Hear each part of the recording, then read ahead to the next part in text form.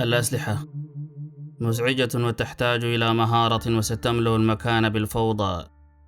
إن كان الأمر سيتطلب منك 10 طلقات ليموت الحقير، فإما أنك لا تملكين مهارة التصويب، أو أنه سكران ويتمايل باستمرار.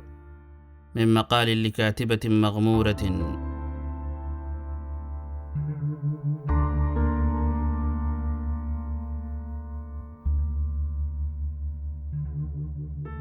لم يكن صباح 2 من يونيو من عام 2018 ليختلف كثيرا عن غيره من صباحات بورتلاند المزعجة.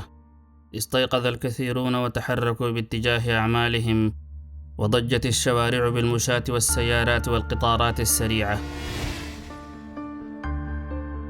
وحتى في تلك الساعات المبكرة من الصباح فتحت بعض المحال أبوابها، وبدأ المبكرون من العاملين بها في التجهيز لاستقبال يوم جديد. ومن هؤلاء كانت طالبة علوم الطهي كاثلين دولي، والتي وصلت إلى مكان دراستها بمعهد أوريغون لفنون الطهي مبكرا ذلك اليوم، فبدلت ملابسها واتجهت لتجلس على طاولة بمكان جلوس الطلاب والطالبات. ولم يمض عليها في ذلك المكان سوى دقائق معدودة حتى سمعت إحدى زميلاتها تصرخ ملتاعة: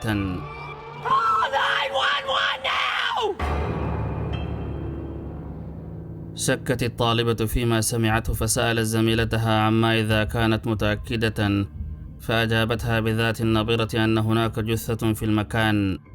هرولت الفتاة بعدها باحثة عن مشرفتها، والتي لم تتردد كثيرا حتى اتصلت بخدمات الطوارئ. 911. Hi, we are at Oregon Culinary Institute, and there is somebody collapsed in one of our kitchens. Okay, just one moment. Okay, and he's one of our chefs, and he's an older man. All right, is he conscious right now? No, he is not conscious. Okay, is he breathing? No, he is not breathing. Okay, and is anyone doing CPR? Yes, yes. Okay, someone's doing CPR right now. Yep. Do they need instructions? Do you need instruction, or do you need? Are they doing compressions only? She's doing compressions. وصل محققان بعدها بساعة أو نحوه. دخلا إلى المكان فوجدا أن الشرطة قد سبقتهما إليه وطوقته وبدأت بتصويره. تقدم الرجلان ووصلا إلى المطبخ الثاني بداخله، وهناك وفي منتصفه كان الرجل يرقد جثة شاحبة وهامدة.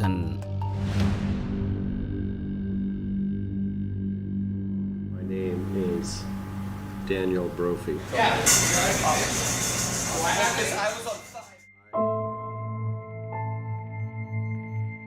كان الرجل القتيل هو دانيال بروفي الستيني، الذي عمل بذلك المعهد مدرسا ومن الطهاة الرئيسيين. تمتد خبرته في مجال الطهي لما يربو عن 40 عام، وقد عمل بمعهد أوريغون لوحده لأكثر من عقد من الزمان.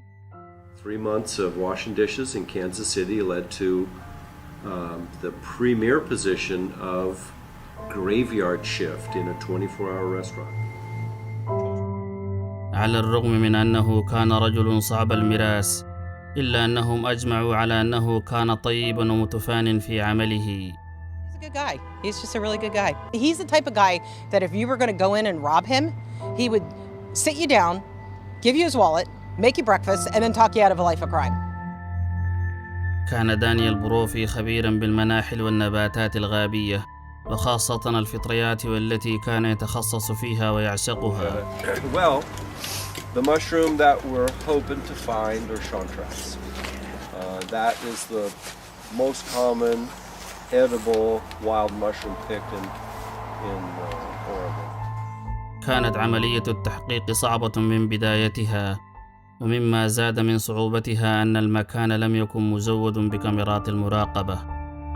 يعتقد المحققون أن دانيال كان قد وصل إلى مكان عمله في تمام 7:03 صباحا، ففتح هذا الباب الخلفي ودخل منه ووضع هاتفه على إحدى الطاولات، ومن ثم قام بإيقاف جهاز الإنذار بالمبنى، وهو إجراء روتيني وطبيعي. يعتقد أنه قد شرع بعدها في تجهيز معدات الطهي لطلابه، ثم وقف أخيرا عند هذا الركن من المطبخ ليعبئ هذه الآنية بالمياه والثلج. وفي هذا المكان أصابته رصاصة على ظهره من مكان قريب، فترنح الرجل وتهاوى إلى الخلف من مكانه بمترين ليسقط هذا الوعاء من يده، شاهدا آخرا على ما حدث له. بعدها تقدم القاتل وأطلق رصاصة أخرى على صدر الرجل الطريح، وقد كان يقف وقتها أعلى ضحيته مباشرة. وبدأ الخبر بالانتشار. The Oregon Culinary Institute in downtown Portland found a man shot to death in the school's kitchen. Police got the call around 8:30 this morning, and the response shut down Southwest Jefferson at 17th. They say the victim was in his 60s and was either a staff member or a student. They are still waiting on autopsy results before releasing his name. Police also admit there were no witnesses and no description of a shooter. Investigators aren't even sure when the shooting happened. One of the things investigators will work backwards is from the scene backwards. You know, what time did he arrive? When did he leave home? What time did they lock up last night? You know, all the things to sort of narrow down that time frame. Like you walk past the same street every single day, and then you realize that some people are just.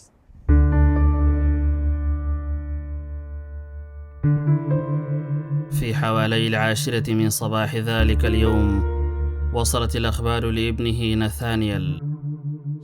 My wife and I took a phone call from my grandmother who said that it was my father that had been killed.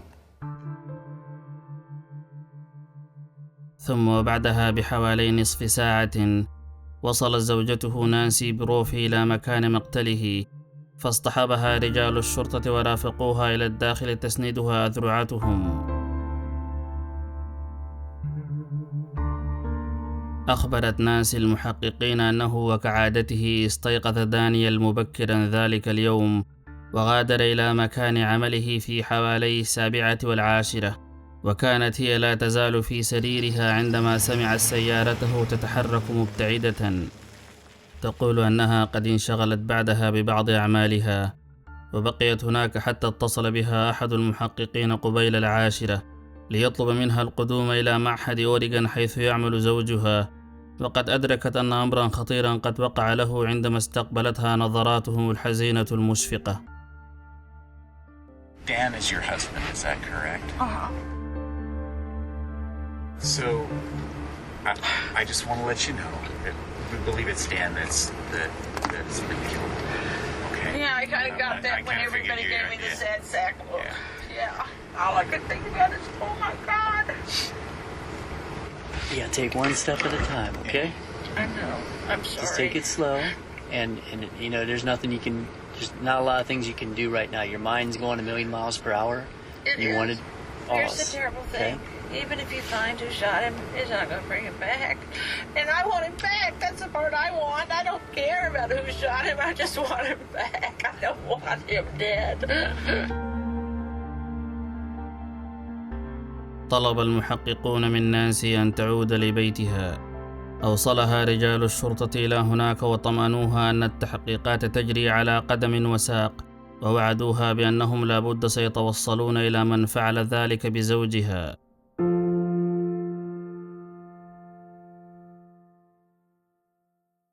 وعلى أي حال، وإن كان هدفي من القتل هو حريتي، فإن آخر شيء أريده لهو قضاء أي وقت في السجن.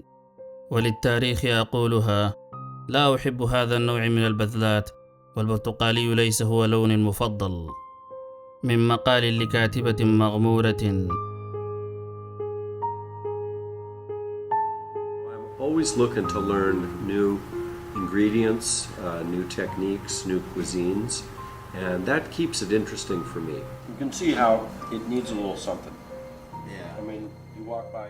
كان شغوفا بالتعلم والتعليم. بدأ حياته العملية بغسل الأطباق في أحد المطاعم، لينتقل بعدها إلى المطبخ عاملا به تحت إشراف الطهاة. بعدها انضم رسميا إلى كلية جامعية ليتخصص في علوم الطهي، وأصبح بعدها طباخا ماهرا ومحترفا، وقد عين مدرس في عدد من المعاهد والكليات حتى انتهى به الأمر إلى معهد أوريغون، والذي عمل به لعقد من الزمان قبل أن يلقى حتفه على أرضه. كان طيبا وكريما وليس له أعداء يذكرون، لهذا وعندما اكتشفت جثته صباح ذلك اليوم فإن المحيطين به قد أخذوا يتساءلون في حزنهم وحيرتهم من عساه يريد دان بروفي ميتا. تقول إحدى زميلاته السابقات في الإجابة على هذا السؤال: My first thought was maybe it was a student who Dad didn't rub the right way, you know.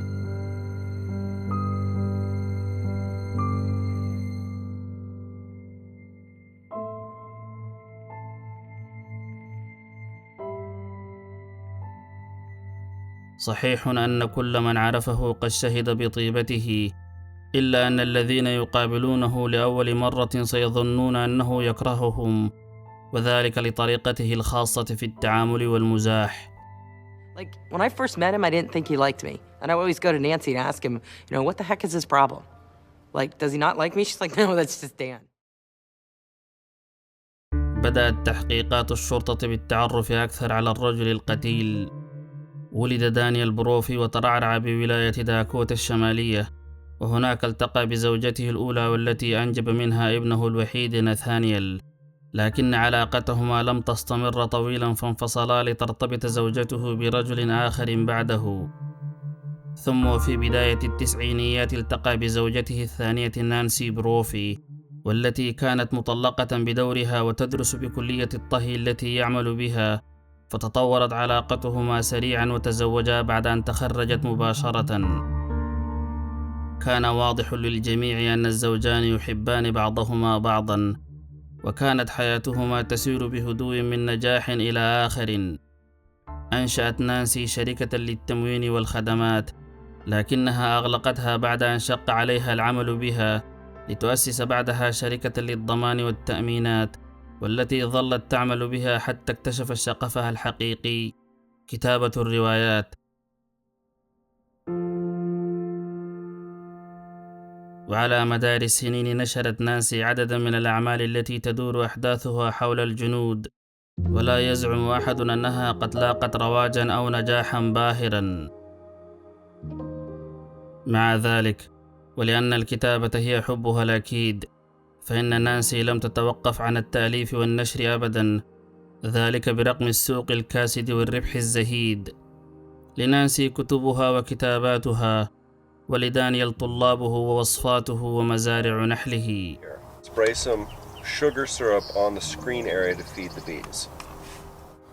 عندما أنجب ناثانيال ابنته واستقبل الزوجان حفيدتهما، اكتملت سعادتهما ولم يكن ليسألا عن مزيد. تبقت لدانيال شهور معدودة سيترك بعدها العمل إلى المعاش، وبدأ الزوجان بالتخطيط للحياة بعد نهاية الرحلة المهنية، لكنه قتل وترك الجميع يتساءلون من قتله ولماذا فعلها، وتركت أرملته تبكيه وتتحسر على أيامه. What's it like to be without him now? It's like you've lost an arm, you know? Like you're just not as good as you were when you were with him. When you were with him, you were the best you could be when you were together with him. And now it's like, yeah, I function, but there's something missing.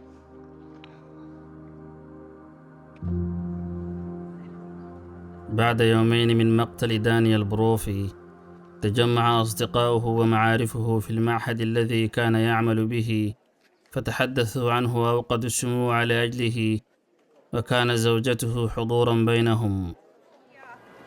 He was a person who did what he loved. He loved teaching, he loved mushrooms, he loved his food, he loved his family, he loved negative tides. Dan was one of the few people I've ever known who did exactly what he wanted in life and loved doing it. And for him, not only was life a science project, but sometimes it was an adventure. But I would say that that you know, he would have, if he had been here, he would have come out wearing the captain. لا يعرف المحققون من قتل دانيال بروفي، لكنهم يعرفون أن القاتل لم يدخل إلى المكان بطريقة عنيفة، فهو لم يكسر بابا ولم يهشم نافذة، ويعرفون أيضا أنه لم يسرق أي من المقتنيات الثمينة بداخله. وبينما كان المحققون يعالجون مسرح الجريمة بحثا عن أي أدلة قد تساعدهم، شرعت أرملته في تنظيف المنزل الذي تشاركاه لأكثر من عقدين من الزمان بغرض بيعه، فهي لم تعد قادرة على العيش فيه بعد رحيله. Nancy's exact words to me were, everywhere I look in this house, Tanya, I see Dan. She did not want to be in that big house. That house was theirs. مرت الشهور وقارب الصيف على نهايته، ولم يعلن المحققون عن أي أمر جديد. بدأ ابنه يشعر أن القضية سوف لن تحل أبدا، فهو لم يكن يعلم وقتها أن المحققين كانوا يعملون بسرية على أحد الخيوط. فبعد أيام من مقتل دانيال بروفي، اتصلت زوجته بالمحققين قائلة: I don't want to be the stupid question of the day, but I think I need to be the stupid question of the day. So my insurance company said, well, just have the detective write a letter that you're no longer a suspect. ليس مشتبها بها. لم يقل أحد أبدا أنها من المشتبه بهم، بل أن الشرطة لم تعين بعد أي مشتبه به. And I said, man, I just don't know that he's there. And I'm not sure that he looks at that way. But if you do, I'd get you to write the letter. Why would you need that? Because they don't want to pay if it turns out that I secretly slipped down to the school and shot my husband. Well, we never would do something like that. I've never heard of that being done. This is such a stupid little policy. I can't believe they're making me jump through the hoops like this. This is only $40,000. And as my sister said, you know, usually when they do that, it's for millions. And I said, yeah, we weren't sure for millions. اكتشف المحققون أيضا أن الكاتبة نانسي بروفي كانت قد نشرت قبل سنوات مقالا في أحد المواقع عنوانه كيف تقتلين زوجك. كتبت نانسي في ذلك المقال قائلة أنها تقضي الكثير من الوقت تفكر في القتل وفيما يليه من تحقيقات وإجراءات، فإن كان القتل سيحررها مما هي فيه، فإن آخر ما تريده له أن تقضي أي وقت في السجن، خاصة أنها لا تحب ملابس السجن وأن البرتقالي ليس هو لونها المفضل. بعدها وضعت نانسي قائمة بالدوافع لهذه الجريمة، فللمرأة أن تقتل زوجها لأسباب تتعلق بالمال، أو إن كان مخادعا وغير مخلصا، أو إن كانت الزوجة قد تعلقت بشخص غيره، أو لو أنه كان يمتهنها عاطفيا وجسديا، أو ببساطة إن كان القتل هو حبها ومهنتها. وأما بالنسبة لما يمكن للمرأة أن تستخدمه لتنفيذ جريمتها، فقد كانت الأسلحة النارية هي خيار نانسي الأول، ذلك مع أنها مزعجة وفوضوية وتحتاج إلى مهارة، ثم أنها قد أضافت لقائمتها السكاكين وحبال الخنق والسموم والقتلة المأجورين، على أنها قد نبهت إلى أن هؤلاء كثيرا ما يورطون من استأجرهم أو يبتزونه. لطالما كتبت نانسي قصصا للآخرين، وقد حان الوقت لأن يكتب الآخرون قصتها. في منتصف شهر سبتمبر من عام 2018 اعتقلت السلطات نانسي بروفي بتهمة قتل زوجها دانيال بروفي.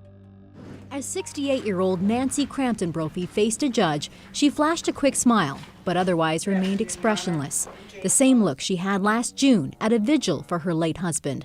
It was just days after 63-year-old Daniel Brophy was shot to death at the Oregon Culinary Institute where he taught. Scott Van Schoten is Brophy's former student, one of many in the courtroom. And was completely shocked and disgusted.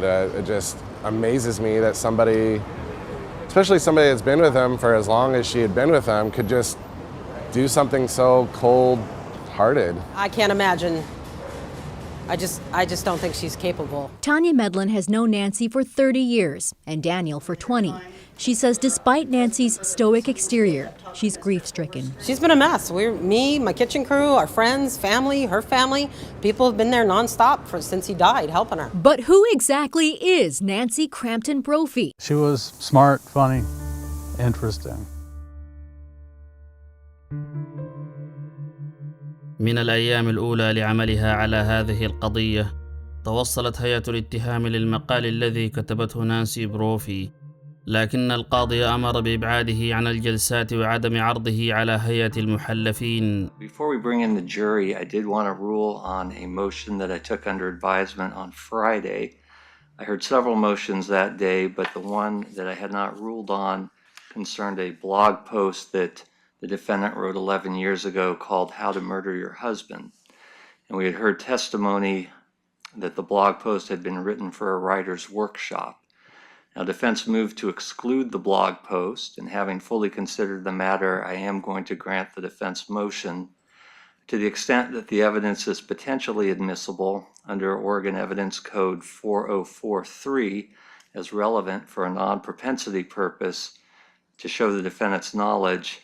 I don't believe it survives the balancing test the court's required to undergo under Oregon Evidence Code 403. Any minimal probative value of an article written that long ago is substantially outweighed by the danger of unfair prejudice and confusion of the issues. So with that, unless there's anything that either side wants to put on the record, we can bring the jury in. لم تكن هيئة الاتهام تعول على ذلك المقال على أي حال. كان لديهم من الأدلة ما يكفي، الأدلة التي يقول المتحدث باسمهم أنها تقود مباشرة إلى نانسي. As you'll see throughout this trial, the investigation was wide and extensive. And based on the scene, detectives knew from the beginning that this was not a burglary, this was not a robbery, as the Oregon Culinary Institute was void of any evidence of those crimes. Nothing was out of place, as you'll see in the photographs and hear testimony from students and faculty, and nothing was missing. Despite the valuable items that are inside the Culinary Institute, nothing was missing, including things that Dan had on his person, his wallet, keys that were left on a table near the door, his cell phone, his watch, cash. None of it was touched. Eventually, all of the evidence and all of the leads the detectives followed up with all pointed back to Nancy Brophy. وواحد من هذه الأدلة التي يتحدث عنها المحامي جاء من هذا الجهاز والذي وجد بداخل دولاب نانسي. ففي نوفمبر من عام 2017، أي قبل 6 أشهر من مقتل دانيال بروفي، دخلت نانسي إلى موقع لبيع الأسلحة غير المرخصة واشترت مسدسا مستقلة في ذلك حاسبها الشخصي الذي عثروا عليه. وصلها السلاح وكان مفككا وفي حاجة إلى تركيب، الشيء الذي يبدو أنها لم تنجح فيه فتركته ودخلت إلى جوجل لتسأل عن مسدس آخر من نوع جلوك، مستفسرة عما إذا كان هذا المسدس سهل الارتداد. بعدها وفي فبراير من عام 2018 زارت نانسي معرضا للسلاح، ومن هناك اشترت مسدسا من النوع الذي بحثت عنه سابقا. وفي اليوم الذي وقعت فيه الجريمة سارعت نانسي بإبلاغ السلطات عن هذا المسدس، لكنها لم تبلغهم أبدا أنها قد اشترت لسلاحها سحابا وبرميلا إضافيين. ففي 23 من أبريل من ذلك العام دخلت نانسي إلى موقع إيباي واشترت سحابا وبرميلا لمسدسها. بهذا يمكن لها أن تطلق النار على أي شيء تريد، وما عليها إلا أن تقوم بعدها باستبدال الأجزاء التي استعملتها بهذه الأجزاء الإضافية. وسوف لن تعرف السلطات أبدا أنها قد استعملت ذلك السلاح، ولن يستطيعوا مطابقته مع الرصاصات الفارغة. So if you switch the slide and barrel, a firearms analysis will suggest it's not the same gun. Yes, exactly. Absolutely. What do you think happened to that extra slide and barrel? We have a lot of bodies of water here in Oregon. Could be in any one of them.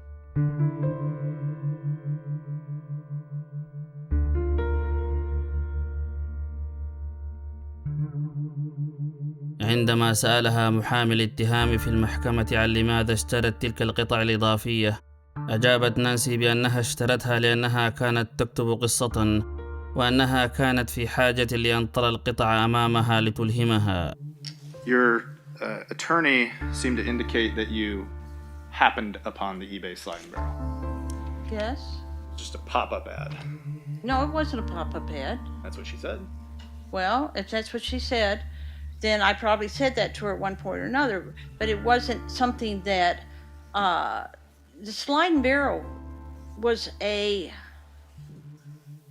did you say that? Sorry. I didn't happen upon it. At the point that I decided I wanted to do this, I tend to be impulsive, and I bought it because I wanted it.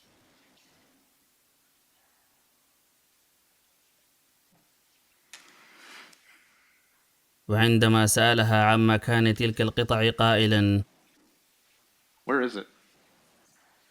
I have no idea. If you'd asked me on the day of my arrest, I would have told you that it was either in the house or it was either in storage. I haven't seen it for months and months and months and months. So. Do you see the irony in not being able to locate that, and that being the allegation that that was the murder weapon? You know, I see nothing ironic about this case at all. I see nothing happy about this case at all. لم تعثر السلطات على تلك القطع الإضافية أبدا، ويعتقد أنها قد تخلصت منها في واحد من المسطحات المائية المحيطة بمدينتهم، على أن هيئة الاتهام لم تقدم بعد أفضل ما لديها. فبعد أن طلب المحققان من نانسي أن تعود لبيتها يوم مقتل زوجها، فإنهما قد شرعا مباشرة في البحث عن الأدلة في مسرح الجريمة وفي الأماكن المجاورة. كان المبنى الذي حدثت فيه الجريمة خال من كاميرات المراقبة، المعلومة التي يبدو أن نانسي لم تكن تجهلها تماما. So, being familiar with this building, you knew there were no cameras in the building, right? You know, that just never came up in the conversation. I wouldn't have told you if there were cameras in the building or not. You don't recall telling anybody that you knew there were no cameras in the building? I may have said that because I may have known more 5 years ago than I know more now. Huh? Okay, that I know there was no cameras now because of all these things that have happened. I can't really tell you, although I may have known it, whether there were cameras before that. I just don't remember if I knew that before. مع ذلك، ومع أن مسرح الجريمة لم يكن مزود بكاميرات المراقبة، إلا أن المحققين لم ييأسوا من الحصول على أدلة مصورة، فقرروا أن يبحثوا في كاميرات المراقبة الموجودة في المحلات المحيطة بالمكان.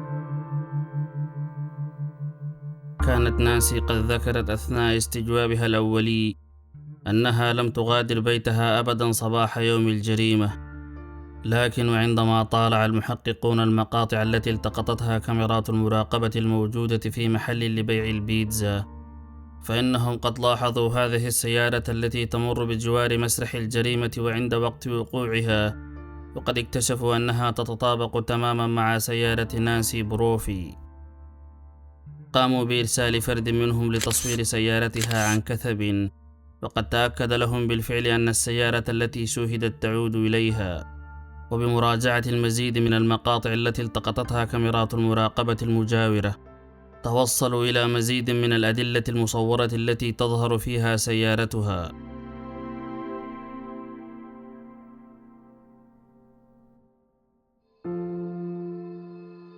وبناء على ما توصلوا إليه استطاعوا أن يرسموا خط سيرها كاملا. في تمام 36:30، أي قبل 41 دقيقة من وصول دان بروفي، وصلت زوجته إلى مكان مقتله، وذلك أعطاها فرصة جيدة لترصد كامل تحركاته عند وصوله. ثم في 27 دقيقة وصل دانيال بروفي بسيارته، والتي أوقفها على جانب الطريق ودخل إلى المبنى ليقوم بإيقاف جهاز الإنذار، ولم يكن يعلم أنها قد تسللت خلفه عبر الباب الذي تركه فاتحا.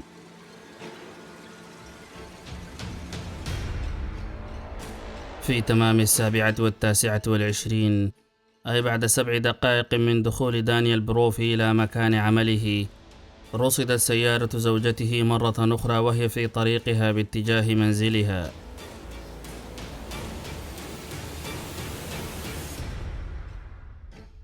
اقضي عليه بسرعة وتسللي خارجة من المكان. من مقال لكاتبة مغمورة.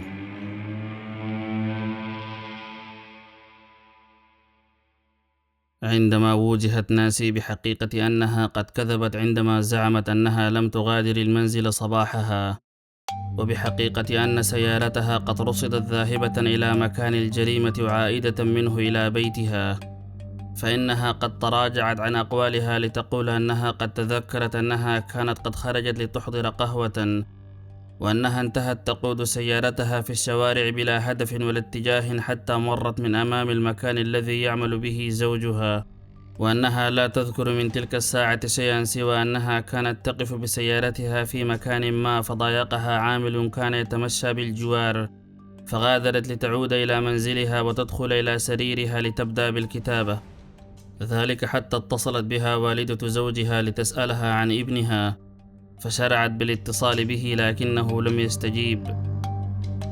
تقول أنها قد ظلت بعدها في بيتها قلقة على زوجها، ذلك حتى اتصل بها المحققون وطلبوا منها القدوم إلى مكان عمله.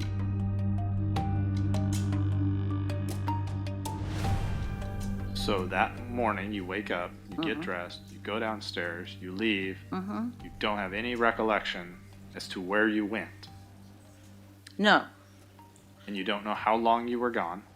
I know from your okay. Your memory. Memory, no. You have no idea how long you were gone. No, I have none. You know now that your phone was not with you. Yes. When you got back, was Dan still there? No. But I couldn't even tell you. Wait, once again, I'm filling in blanks.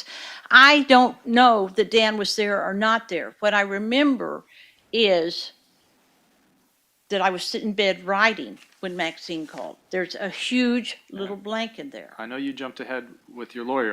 We're going to go slower. Okay. So you assume you go get coffee. Get home. You don't know if Dan's still there or not. I don't remember if Dan's still there or not. Don't remember.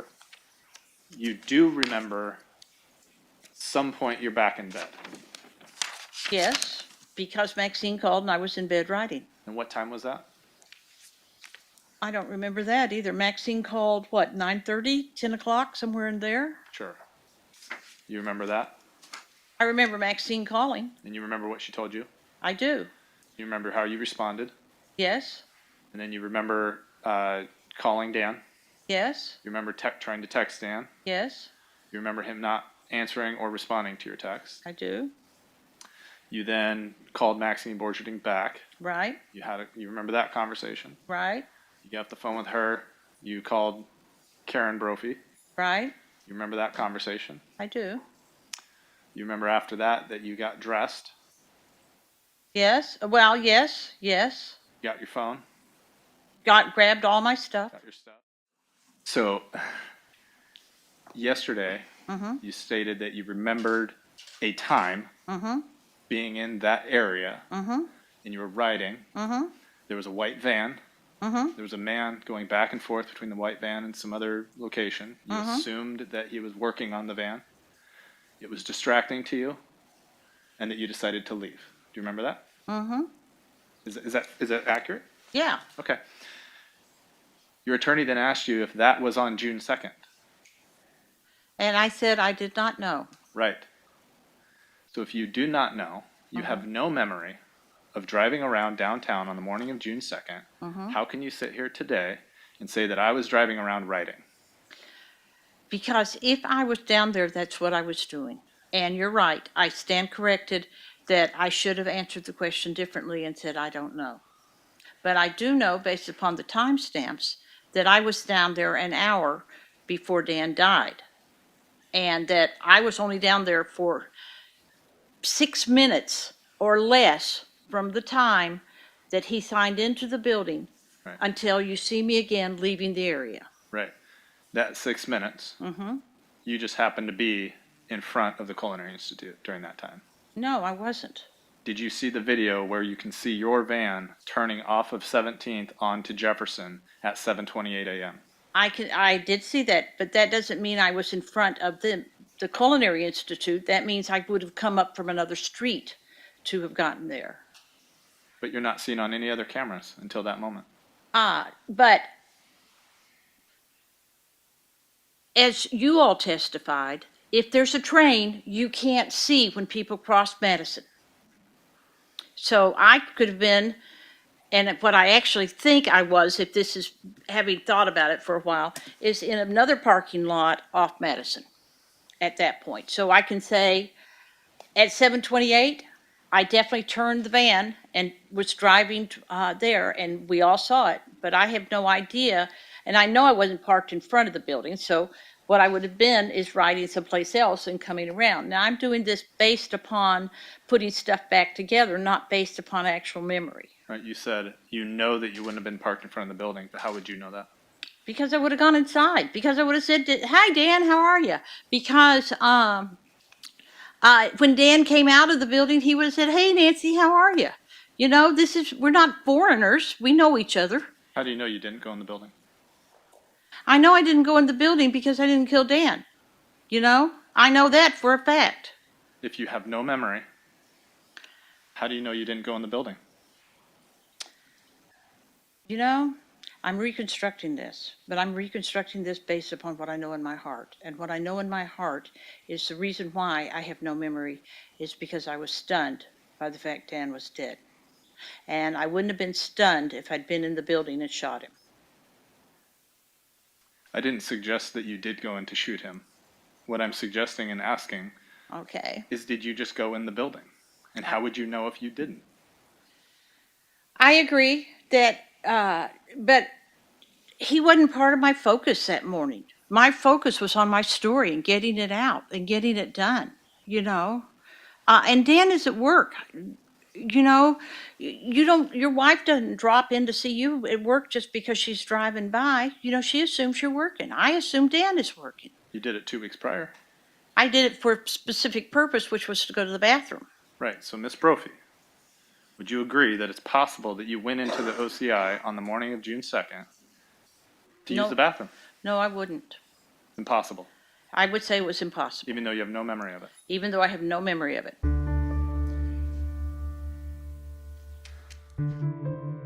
عثر على دانيال بروفي جثة هامدة، وقد جادل المحققون أن زوجته هي من قتله، فهي كانت قد امتلكت الوسيلة وقت أن اشترت السلاح، وقد حانت فرصتها لترتكب جريمتها حين تسللت إلى مكان عمله صباح مقتله، وتبقى الآن أن يتوصلوا إلى دافعها حتى يثبتوا قضيتهم عليها. وبمزيد من التقصي والتحريات، اكتشف المحققون أن نانسي كانت قد أقنعت زوجها أن يقوم بالتأمين على حياته لدى أكثر من شركة، وبالطبع ستكون هي المستفيدة حال وفاته. وعلى الرغم من أنها قد زعمت سابقا أن ذلك التأمين لم يتجاوز 40,000 دولار، إلا أنه قد ثبت أن المبلغ الإجمالي الذي ستحصل عليه يقارب 1,000,000. You know, Nancy wanted more. Nancy wanted a lifestyle that Dan couldn't give her. And so I think that she thought, if I could do this, I'll get enough money that will allow me to change that lifestyle. And because Dan doesn't want to go on that ride with me, he doesn't need to be there. And he's kind of a curmudgeon, so I'll be better off without him. We never thought that she didn't love him. I think she probably hoped things had worked out differently. But when they didn't, he was a problem for her. في 4 أبريل من عام 2022 بدأت محاكمة نانسي بروفي، وخلال أسبوعين من المداولات قدمت هيئة الاتهام كافة ما تملكه من أدلة أمام هيئة المحلفين ليحين بعدها دور فريق دفاعها. أولاً، وبالنسبة لمن قتل دانيال بروفي، فإن هيئة الدفاع ستنكر تماماً أن تكون نانسي هي الفاعلة. ليس ذلك وحسب، بل أنهم قد تقدموا بدليل يجادلون به أنهم ربما يعرفون القاتل الحقيقي، وهو هذا الرجل المشرد الذي رصدته الكاميرات وهو يمر من أمام مسرح الجريمة يومها. صحيح أنهم قد فشلوا في أن يشرحوا للناس كيف ارتكب الرجل جريمته ولماذا فعلها، لكن هذه هي نظريتهم التي جاءوا بها على أي حال. أما بالنسبة للمال والذي جادل فريق الاتهام أنه الدافع من وراء هذه الجريمة، فإن فريق الدفاع قد أقر بالفعل أنه قد كان للزوجين مصاعبهما الاقتصادية في وقت ما من حياتهما، لكنه أكد أن أحوالهما قد تحسنت وما عاد المال يعوزهما. وأما بالنسبة لكل بوليصات التأمين تلك والتي أقنعت نانسي زوجها بتوقيعها، فإن فريق الدفاع سيقول أن تأمين الرجل كان مناسبا ولم يكن أكثر مما ينبغي أو أقل. And based on the information available to you about the Brophy income, and Mr. Brophy's income in particular, again, did that seem to be an appropriate amount of insurance to have in force on him? Yes, I'd say he was adequately insured, not underinsured and not overinsured. ثم وفي اليوم 20 من المحاكمة صعدت نانسي بنفسها. My name is Nancy Crampton Brophy. That's Nancy Crampton Brophy. All right. When defense is ready. Thank you, Your Honor. How many years were you together? 24 years, 10 months, 2 days. That's pretty precise. What are you measuring from? We were friends for a couple of years before our friendship moved further. I count it from the time our friendship moved further. You can be friends with a lot of people, but it doesn't count. You know, once you've said we're committing to others, people in other ways, then that's where I start the counting. لكن وإن لم تكن نيتها هي قتل زوجها، فلماذا اشترت نانسي كل تلك الأسلحة وأجزائها الإضافية؟ I read an article about a guy in California who bought a gun online, put it together, and killed his family. And I am amazed by this. I'm amazed you're able to do this. But I'm sitting there thinking, you know, what if it was a woman who was afraid? What if it was a woman who bought the gun online or bought gun pieces online and put them together to protect herself? And so once I kind of flipped the story in my mind, I started building it. Now, the cool thing about the article, and there was other articles that followed it, was that it had links in it. And the links took me to various sites that showed me what was available. وأما بالنسبة لصباح يوم الجريمة، فإن نانسي ستقول أنها لا تذكر منه شيئا سوى أنها قد خرجت بسيارتها لتطوف في أرجاء المكان، وأنها ربما تكون قد مرت بالصدفة بمكان عمل زوجها، وأن ذلك قد كان بالصدفة في وقت مقتله. وسيجادل فريق دفاعها أن سبب نسيانها لتلك اللحظات لهو صدمتها بمقتله. وعندما سألوها عن لماذا غابت سيارتها عن كاميرات المراقبة تماما وفي الوقت الذي قتل فيه زوجها، فإنها قد فسرت ذلك بأن قطارا مارا لربما يكون قد حجب سيارتها. ثم جاء محامي الاتهام لاستجوابها. You've seen the video, heard the testimony.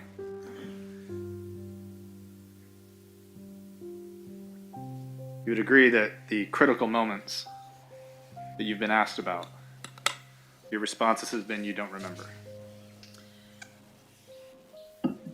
Critical moments that I have been asked about, my response, I don't remember, is the most accurate thing I can tell you. Right, but at the critical moments that you were there in the area,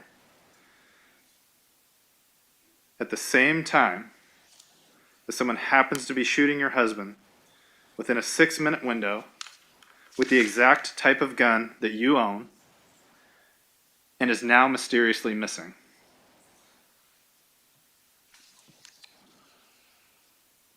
That's your version of what happened. That is not my version. The only thing I know for sure is I did not kill Dan. And I have no problem with that. I know I didn't kill Dan with the gun that was put together, the gun that wasn't put together, or the slide that we can't find. But, you know, when your husband dies, everything around you grinds to a halt. And what I told the police said, this is a death notification. But it wasn't a death notification. It was an in-depth interview, as seen by the fact you're bringing up every moment of it as we're coming back. And a death notification, they would have said, we can see you're upset. Let us schedule an appointment. Let us come back and see you this afternoon. Let us do something different. Instead, they hammered away at me with questions. Hammer, hammer, hammer. And I can tell you this, I tried to help them the absolute best I could. I tried to give them what I knew was his routine. I tried to help them in any way I could. And the fact that you have managed to construct a case against me out of that is you've constructed a case. But I think your case is held together with, real frankly, Band-Aids. You know. على الرغم من أن القاضي كان قد منع المقال الذي كتبته نانسي من أن يعرض في محكمته، إلا أن ذلك لم يكن ليعني أنه لا يحق لفريق الاتهام أن يستخدمه مطلقا. As a writer, is it true that you spend a lot of time thinking about murder? Oh, yeah. When you're romantic suspense, somebody's dying. You also consequently think about police procedure quite a bit, is that right? Yes and no. I mean, I have wrote that, and I know what you're quoting me on, but I think less about police procedure and more about, because with the exception of only one book, do I really talk about police. Most of my stories, real frankly, are about the same thing, but police procedure is not, I don't go through it step by step. The only book that I have about cops is The Wrong Cop. And as a romance writer and thinking about murder and police procedure, you also consider what motives people might have. Is that correct? Yes, because I don't think people murder willy-nilly unless you're a professional hitman. I think lots of people who say things like, I would never murder anybody. And I say, it's between you and your child. It's him or it's your child. What would you do? And I would bet money that that's all of a sudden their ideas of I would never murder anybody might radically change. Would you agree that financial reasons is a big reason people might murder? Yes, but I don't ever write about that. I mean, I think financial is a big reason. Yeah. And do you agree that divorce is expensive and may not result in you getting anything or much? Divorce is expensive. I don't think that is a mystery to anybody here. But I don't think that it might result in you're not getting anything. You know, real frankly, I suspect that you will get half of what you have, you know. Sure. And as a romance writer and thinking about these things, you know that people might consider using guns or knives or poison to commit a murder. Is that right? Weapons, yeah. And you also would, if somebody were to ask you, you advise against them of considering a hitman because you're bringing somebody else into your How many Lifetime stories have we seen where the girl hires a hitman to kill her husband, and lo and behold, the hitman turns out to be an FBI agent? Woohoo! You know, I think that's a stomped-on theme. Right. You actually find it easier to wish people dead instead of actually killing them, correct? Oh, yeah.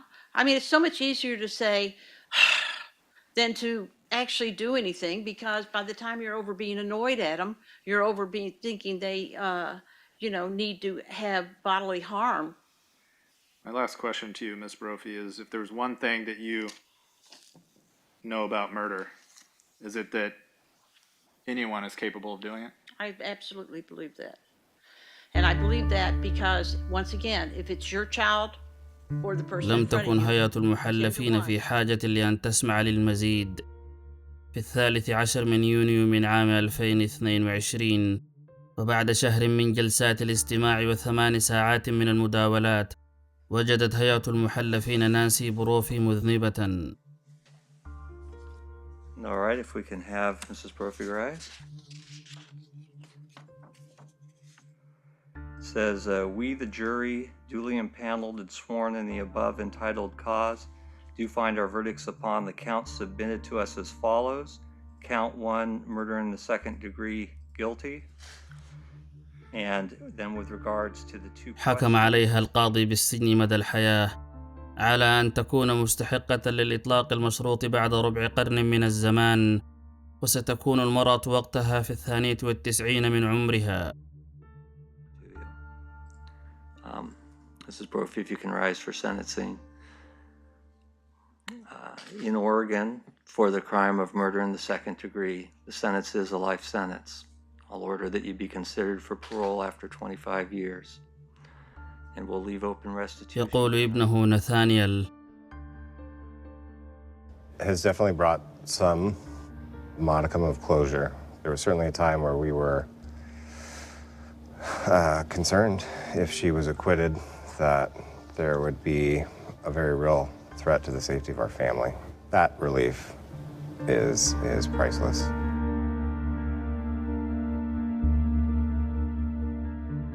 في الخريف القادم ستأخذ أسرته رفاته إلى الغابات المجاورة وسيقومون بنثرها على نباتات الفطر التي تنمو هناك.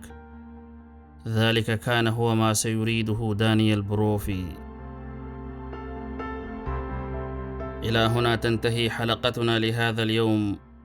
اشترك في القناة وفعل جرس التنبيه، فما زال في جعبتنا الكثير.